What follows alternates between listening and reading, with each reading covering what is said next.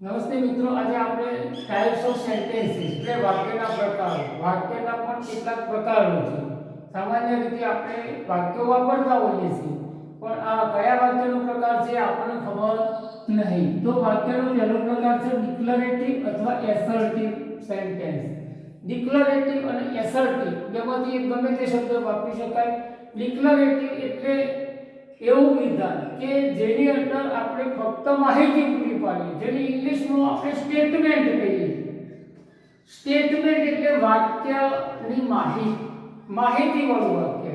આપણે એમ કહીએ કે Radha go to school every day. આપણે રાધાના ઘેર જઈને બેઠા હોય અને એના પપ્પા કે એની મમ્મી કહે કે ભાઈ રાધા રોજ સ્કૂલમાં જાય છે, તો એની માહિતી આલી આપણને. તો રાધા પછી ક્રિયાપદ આવે એટલે કર્તા અને ક્રિયાપદ. જો વાક્યમાં કર્મ હોય પણ ખરા ના પણ હોય. અહીંયા સ્થળ છે આ સમય છે. તો આવું વિધાન સ્ટેટમેન્ટ કહેવાય. સ્ટેટમેન્ટ એટલે એક પ્રકારનું માહિતી.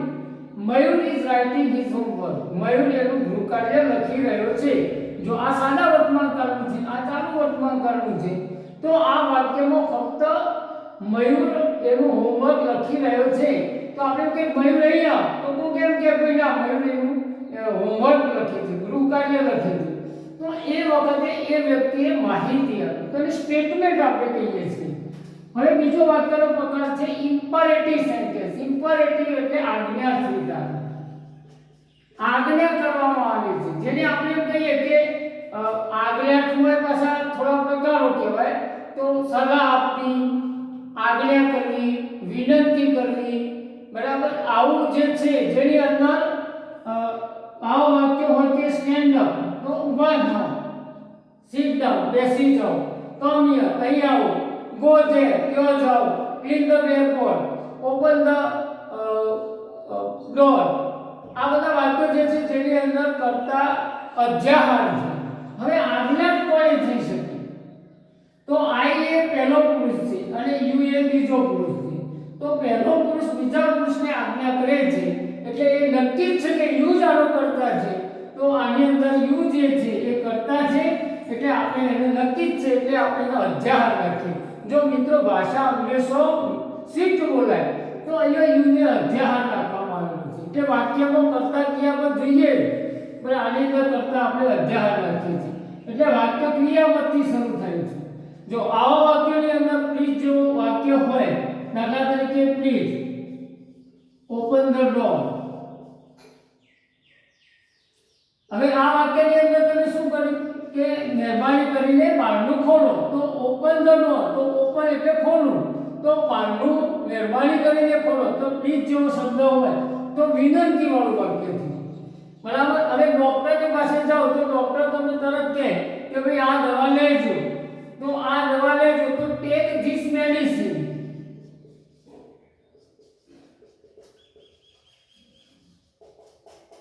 તો આની અંદર તમે શું કર્યું? Take this medicine. તો સલાહ આપી, ડોક્ટરે તમને સલાહ આપી. તો સલાહ, વિનંતી, બરાબર, આજ્ઞા, આવા વાક્યો હોય બધા આજ્ઞાર્થ જ છે, પણ એની અંદર થોડા કેટલા પ્રકારો પાડી શકાય. ભાઈ આવા વાક્યો હોય તો આવા વાક્યોને આજ્ઞાર્થ વિધાન કહેવામાં આવે છે.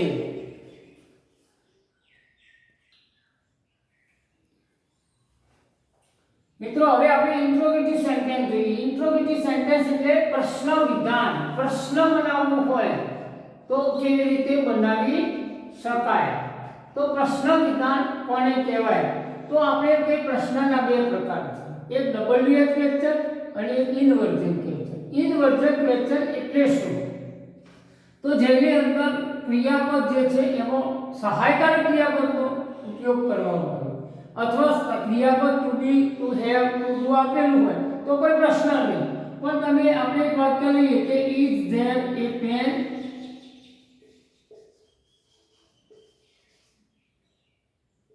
On the table. તો આની અંદર તમે શું કર્યું? તો કોઈ ધેર ઇઝ હતું. હવે પ્રશ્ન વિધાન બનાવ્યું, આપણે પ્રશ્ન વિધાન આને બનાવવું છે. તો ઇઝ જે છે એને તમારે આગળ લઈ જવાનું. Is there a pen.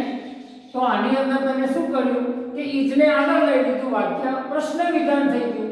તો આવું પ્રશ્ન વિધાન કે જેનો જવાબ યસ નો માં આવે એટલે ડુ, ડીડ. જો આ સહાયકારક સાદા વર્તમાન કાળનો આજના ભૂતકાળમાં પણ સહાયકારક રીતનો ઉપયોગ કરવામાં આવ્યો. એટલે મુખ્ય ક્રિયાપદ છે. એક મિનિટ, ડીડ યુ રાઈટ? તો આની અંદર તમે શું કર્યું? કર્તા પાછળ લઈ ગયા અને સહાયકારક આગળ મૂક્યા. આમાં કર્તા પાછળ લઈ ગયા, સહાયકારક આગળ મૂક્યું. તો ડીડ અથવા ડુ અથવા ડઝ અથવા હેવ, હેઝ, હેડ સહાયકારક ક્રિયાપદનો ઉપયોગ કરી અને વાક્ય પ્રશ્નાર્થ બનાવવામાં આવે અને આવા પ્રશ્નનો જવાબ યસનો માં આવે. એટલે એને યસનો ટાઈપના પ્રશ્નો પણ કહે છે. હવે બીજો વાક્યનો પ્રકાર છે WH ક્વેશ્ચન. તો WH ક્વેશ્ચન એટલે શું? તો સામાન્ય રીતે આપણે જેની અંદર WH પહેલું હોય, બરાબર, આ સિવાય હાઉ થી પ્રશ્ન બન્યો હોય, how many, how much, how long, how car, how deep. તો આવા હાઉ થી બનેલા પ્રશ્નો જેને આપણે WH કહીએ છીએ, હવે એના જવાબો લોંગમાં આવે છે. એમાં યસનો ટાઈપના જવાબો હોતા નથી. બીજું કે એને પ્રશ્ન વિધાન બનાવતી વખતે તમારે સહાયકારક ક્રિયાપદ તો લેવું જ જોઈએ. એટલે સહાયકારક ક્રિયાપદ લેવાનું, એને ઇન્વર્ઝન કરવાનું અને એના આગળ આ WH ક્વેશ્ચન મૂકવાનું. હવે બીજું how many, which, how much, એના પછી આવું નામ મૂકવું પડે. નામ ના મૂકો તો જવાબ સાચો આવે નહીં. એટલે અહીં નામ મૂકી અને એના આગળ which, how many, how much આવા પ્રશ્ન સૂચક શબ્દો વાપરવા પડે છે. હવે એ વેરથી પ્રશ્ન પૂછે તો આપણે પ્રશ્નનું ગુજરાતી કરીએ. તો વેર ડુ યુ લીવ? કોઈ તમે પૂછે તમે ક્યાં રહો છો, તો આનો જવાબ આનો હોય તો આઈ લીવ ઇન ઊંઝા. હું ઊંઝા રહું છું. તો ઊંઝા રહેવું એ માહિતી છે. તો અહીંયા ઉઈન ઊંઝા જે છે એટલે અહીંયા તમે વેરથી સ્થળ બતાવ્યું એટલે વેરથી પ્રશ્ન થાય. Why did you go there? તમે ત્યાં શા માટે ગયા હતા? તો એ વાય થી પ્રશ્ન પૂછો કે શા માટે ગયા હતા, તમે શું કામ હતું? તો તમે તરત જવાબ આપો આઈ વોન્ટ. જો આનો જવાબ વાય થી આવે એટલે બીકોઝ થી આવવો પડશે કે I went there because I want to meet him.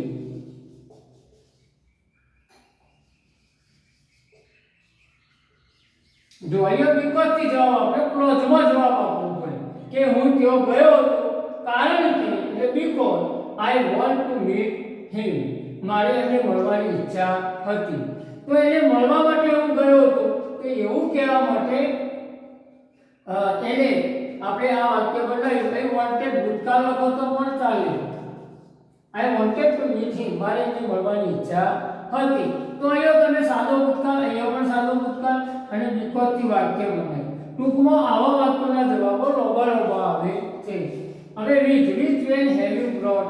જો આ પૂર્ણ વર્તમાન કાળનું વાક્ય છે કે તમે કઈ પેન ખરીદી, તો કઈ પેન ખરીદી એવું પૂછવા માટે which પછી તમે પેન મૂક્યું છે. નીચેનું ગુજરાતી આપણે કઈ, કયું, કયું એવું બનાવી શકીએ છીએ. તો આ રીતે ઇન્ટ્રોગેટિવ પ્રશ્ન વિધાન બનાવી શકાય છે.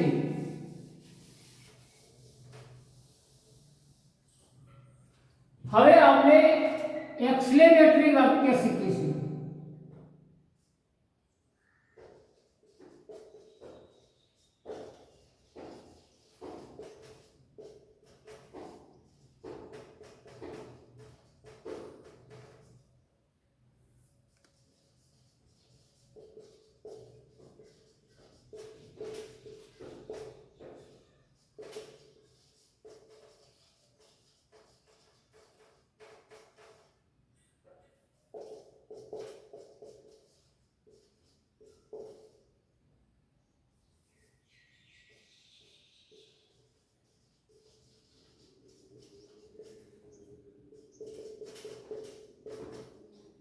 જો મેં અહીંયા બે વાક્યો લખ્યા છે. હવે એક્સક્લેમેટરી એટલે શું? તો ઉદ્ગાર વાક્ય. સામાન્ય રીતે આનંદનો ઉદ્ગાર, દુઃખનો ઉદ્ગાર, આવા બધા જુદા જુદા ઉદ્ગારો છે. તો આવો ઉદ્ગાર આપણા હૃદયમાંથી એકાએક નીકળી જાય ત્યારે આપણે આવું ઉદ્ગાર વાક્ય બનાવતા હોઈએ છીએ.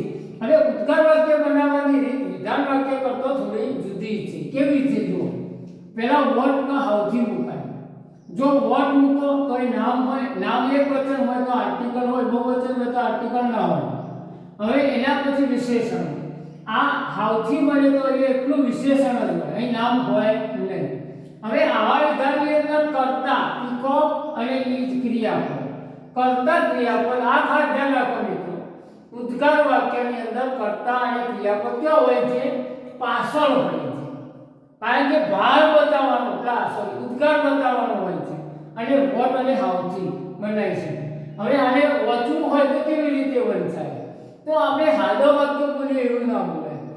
કેટલું અદ્ભુત કેટલું સુંદર પક્ષી મોર છે. મોર કેટલું સુંદર પક્ષી છે. તમે જો આ ઉદ્ગાર નીકળી જાય. જેમ પેલો કોટો વાગીને તરત બેસી જઈએ તો આપણે કહીએ ને એ રીતે. તો what a beautiful bird the peacock is, કેટલું સુંદર પક્ષી છે એમ. અરે હાઉ વન્ડરફુલ ઇટ ઇઝ, કેટલું તે અદ્ભુત છે એમ. રાણીની વાવ જોવા ગયા, જોયા પછી આપણે તરત જ ઉદ્ગાર કાઢીએ કે કેટલી અદ્ભુત વાવ છે. તો અહીં વન્ડરફુલ છે તો અદ્ભુત, જો કર્તાને ક્રિયાપદ પાછળ છે. હવે આવા વિધાનોની અંદર આવું ઉદ્ગાર ચિહ્ન ફરજિયાત મૂકવું પડે છે, એટલે આને ઉદ્ગાર વાક્ય કહી શકાય. હવે આપણે એક પ્રકાર એવો છે કે જેને આપણે ઘણા વિદ્વાન વ્યાકરણ શાસ્ત્રીઓ એને સમજાવતા નથી, પણ ખરેખર ખૂબ ઉપયોગી છે. ખરેખર ખૂબ ઉપયોગી છે, જેને આપણે ઓપ્ટેટિવ સેન્ટેન્સ કહીએ છીએ.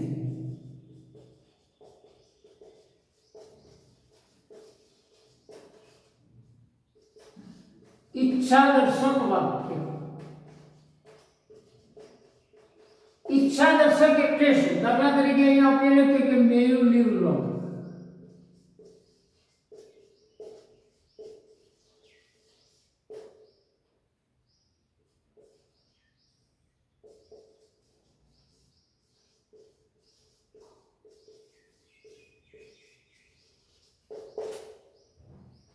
જો અહીં બે વાક્યો લખ્યા છે કે મે યુ લીવ લોંગ, ખૂબ લાંબુ જીવો. સામાન્ય રીતે રામાયણ અને મહાભારત જેવી સિરિયલો જ્યારે આવતી ત્યારે તમે જુઓ અત્યારે એ બતાવવામાં આવે છે, પણ એની અંદર કોઈ વડીલને એના ગુરુ એના શિષ્યો પગે લાગે ત્યારે ગુરુ આશીર્વાદ આપે કે ભાઈ યશસ્વી ભવ, લાંબુ જીવો, બરાબર. પછી આયુષ્માન ભવ, દીર્ઘાયુ ભવ. તો આ આશીર્વાદ આપતો વાક્ય હોય એ ઈચ્છાદર્શક વાક્યો કહેવાય છે. આવા ઇંગ્લિશમાં એને ઓપ્ટેટિવ સેન્ટેન્સ કહેવાય. તો આવા ઓપ્ટેટિવ સેન્ટેન્સ કેવી રીતે બને? તો મે જેવા શબ્દો સહાયકારક મોડલ ઓક્ઝિલરી વાપરવાના, પછી કર્તા મુકાય, પછી એનું ક્રિયાપદ મુકાય, અને પછી જે મૂકતા હોય એ વધારાનું મૂકી શકાય. છેલ્લે આવું ઉદ્ગાર વાક્ય મૂકવું પડે. એટલે કે મે યુ લીવ લોંગ, તમે બહુ લાંબુ જીવો, બરાબર. મે ગોડ બ્લેસ યુ, ભગવાન તમને આશીર્વાદ આપે.